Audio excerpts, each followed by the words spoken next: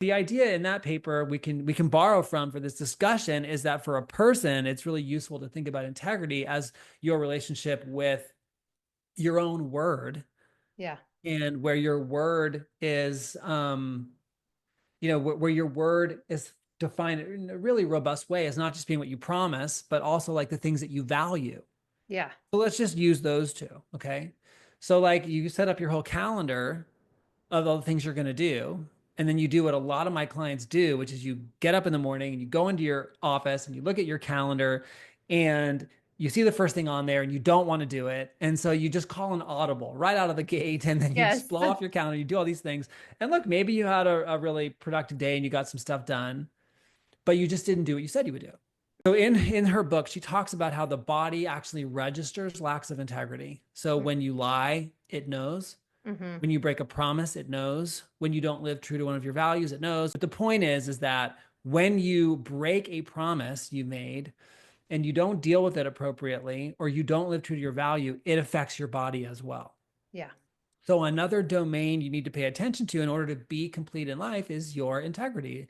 And that in this context means your promises, the things you value, etc. You need to have a way to powerfully deal with when you break promises, because if you're up to stuff, like if you're an entrepreneur and you're trying to grow a business and you're up to a million things, you're going to break promises. You're going to.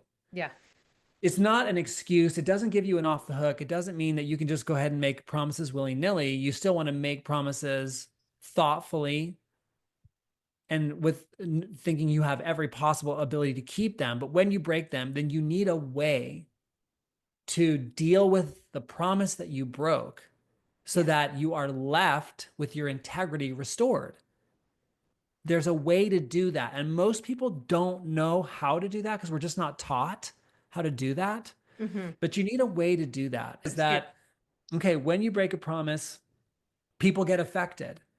Yeah. Like if you promise your spouse you're going to pick up the kids from school and then you break that promise, well, now someone else has to go get your kids, and maybe your kids had to stay late and maybe the teacher was annoyed. Now your kids feel bad. There's all this sort of like cascade of Yeah. consequence.